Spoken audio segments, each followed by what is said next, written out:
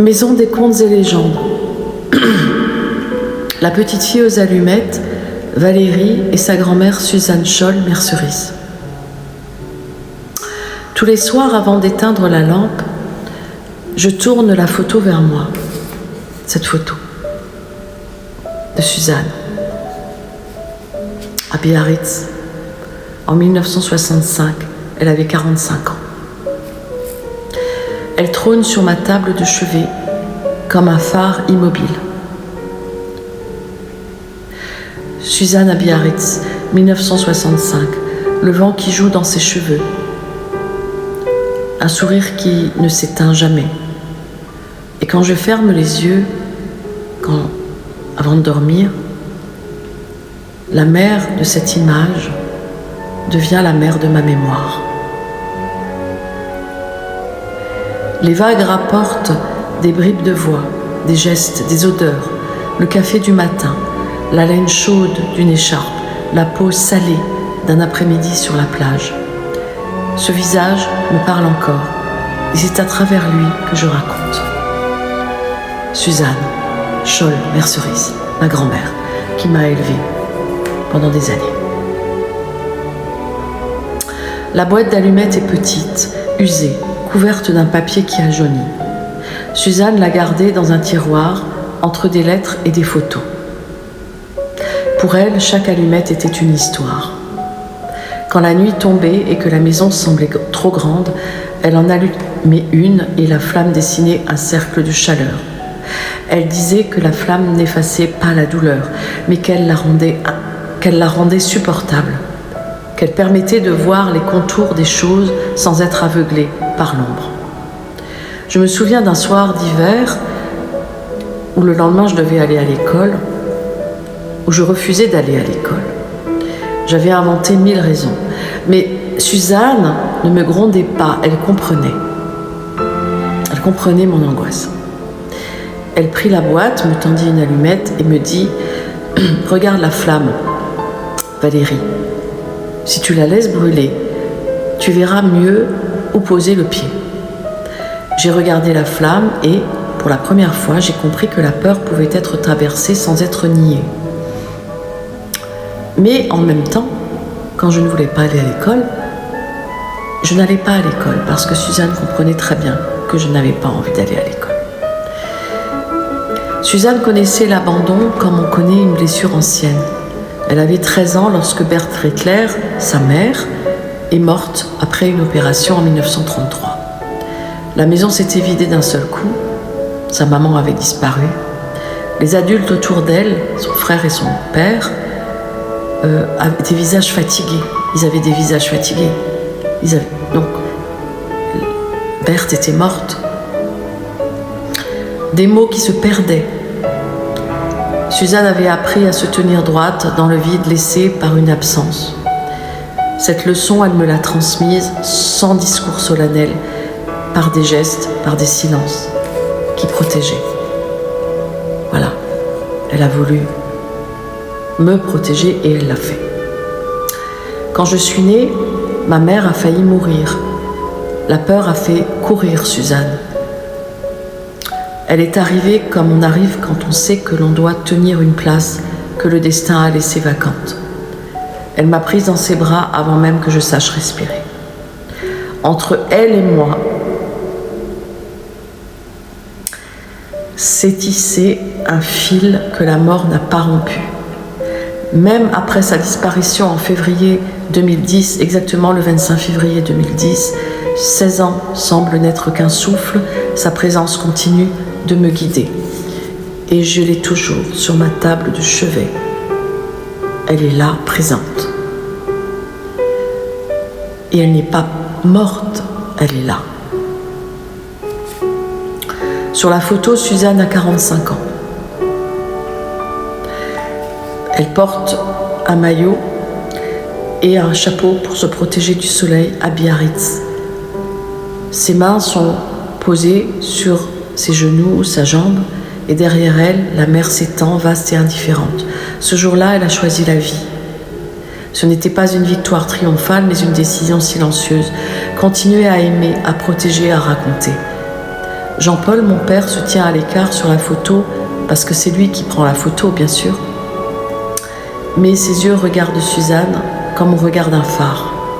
La plage, le sable, le bruit des enfants qui jouent, tout cela est devenu pour moi un décor initiatique où se sont nourries les promesses familiales.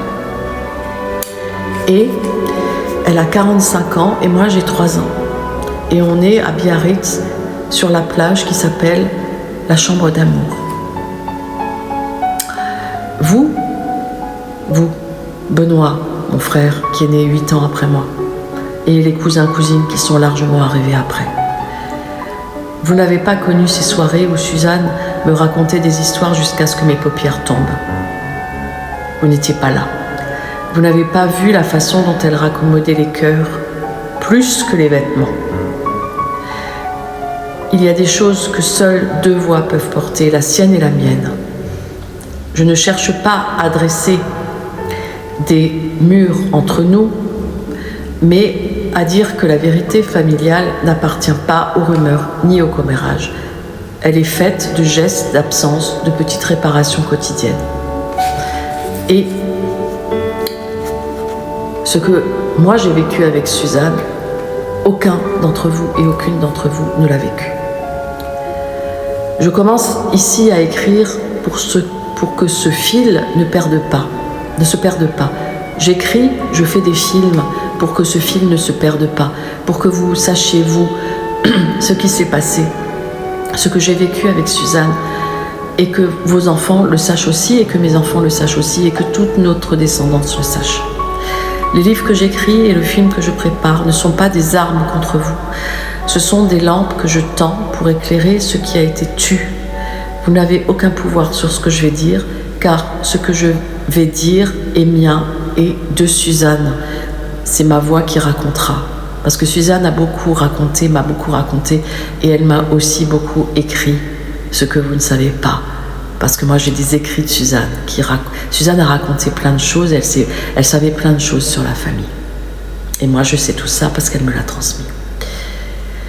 Ma voix n'est pas celle d'un tribunal, elle est celle d'un enfant qui a grandi, d'une femme qui a appris à nommer les choses. Je raconterai les jours de pluie et les jours de soleil, les colères et les pardons, les silences qui protègent et les mots qui libèrent. Je raconterai la naissance, la peur, la main ferme de Suzanne qui a pris le relais quand tout vacillait. Je raconterai les allumettes, ces petites flammes qui ont permis de traverser les nuits. Et puis peu à peu, les secrets se dévoileront. Ils ne tomberont pas comme des verdicts, mais comme des pièces d'un puzzle que je remets en place. Vous découvrirez des visages, des noms, des gestes. Vous verrez Suzanne, non pas comme une image figée, mais comme une femme entière, faite de blessures et de tendresse, qui a choisi d'aimer malgré tout. La photo reste là, immobile. Comme elle n'est pas seulement un objet, elle est le point de départ d'un récit. Chaque chapitre que j'écris est une allumette que j'allume pour mieux voir. Le film et les livres viendront, et avec eux, les détails, les voix, les vérités. Ce que je vous donne d'abord, c'est ma parole, claire, fidèle, à Suzanne, fidèle à moi-même. Le reste suivra, allumette après allumette. Et Suzanne m'a raconté et m'a écrit plein de choses que vous ne savez pas. Suite au prochain épisode. Bonne soirée.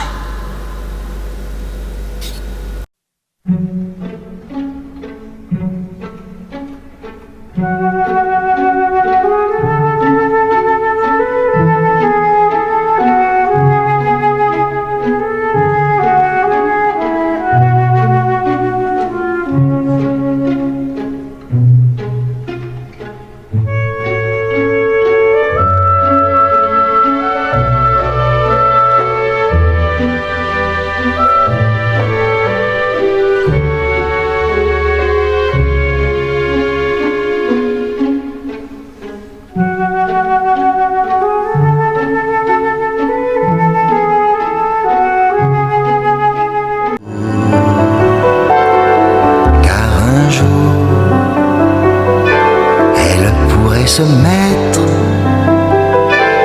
à gémir ou crier mon amour,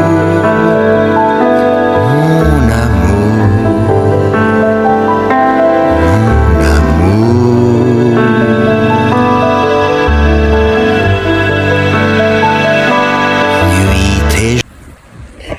Voilà le kiosque dans lequel je jouais quand ma grand-mère m'emmenait au Comtade.